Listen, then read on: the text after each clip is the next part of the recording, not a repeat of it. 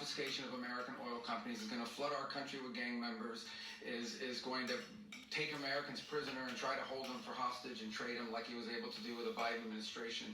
Basically likes to play games all this time and thinks nothing's going to happen. And I hope what people now understand is that we have a president. The 47th president of the United States is not a game player. When he tells you that he's going to do something, when he tells you he's going to address a problem, he means it. He actions it. I can tell you, I've watched this process now for 14, 15 years, been around it. Everybody talks. I'm going to do this. I'm going to do that. When I get there, we're going to do this. We're going to take... This is a president of action. Like, I don't understand yet how they haven't figured this out. And now, if you don't know, now you know. The way it's going to play out, and I think people need to understand that this is not a president that just talks and does letters and press conferences, and if he says he's serious about something, he means it. And this is something that was a direct threat to the national interest of the United States, and the president addressed it.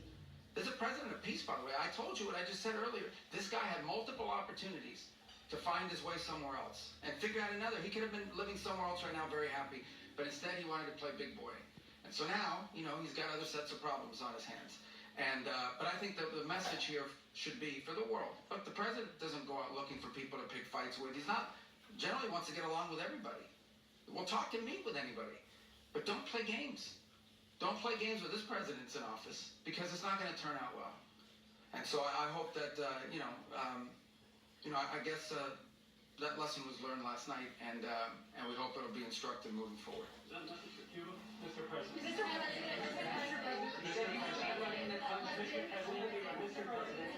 you said that the U.S. is going to run Venezuela, so who's in power right now?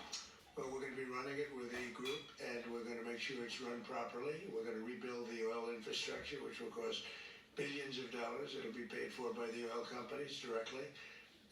They will be reimbursed for what they're doing, but it's going to be paid. And we're going to get the oil flowing the way it should be. As you know, it was just a minor flow. It was actually a minor flow for what they have.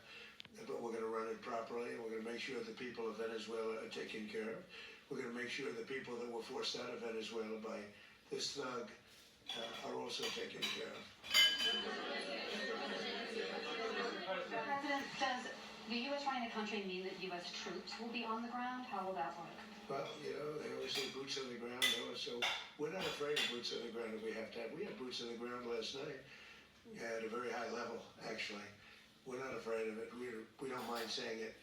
But we're going to make sure that that country is run properly. We're not doing this in vain. This is a very dangerous attack. This is an attack that could have gone very, very badly. We could have lost a lot of people last night. We could have lost a lot of dignity. We could have lost a lot of equipment. The equipment is less important, but we could have lost a lot. And we're going to make sure that this is proper. We're there now. We're ready to go again if we have to. We're going to run the country right. It's going to be run very judiciously, very fairly. It's going to make a lot of money. We're going to give money to the people. We're going to reimburse people that were taken advantage of. We're going to take care of everybody. It's very important. We couldn't let them get away with it. They stole our oil. We built that whole industry there. And it's over like we were thinking. We had a president that decided not to do anything about it. So we did something about it. We're late, but we did something about it. Yeah, please. Will you explain the exact mechanism by which you're going to run the country? Are you going to designate a official to coordinate? It's all being done right now. We're designating people. We're talking to people. We're designating various people, and we're going to let you know who those people are. That would run Venezuela. Well, it's largely going to be, for a period of time, the people that are standing right behind me. We're going to be running it.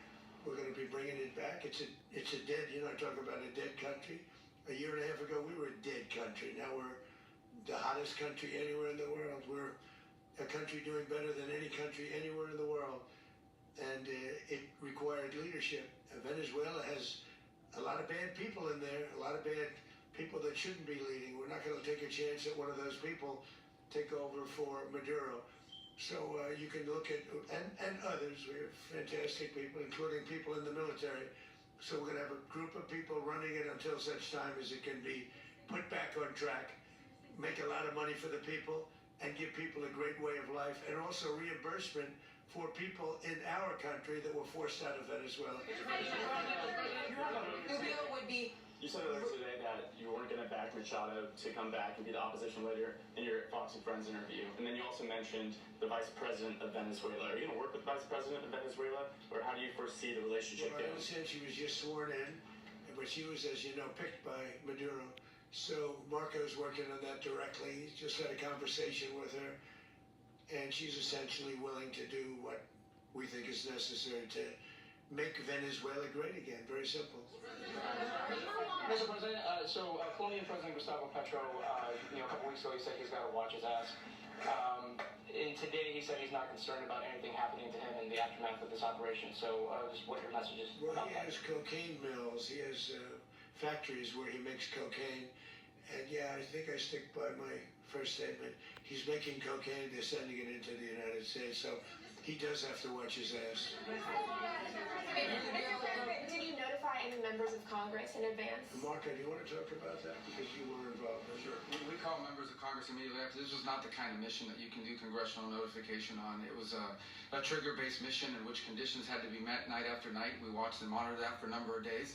So it's just simply not the kind of mission you can call people and say, hey, we may do this at some point in the next 15 days.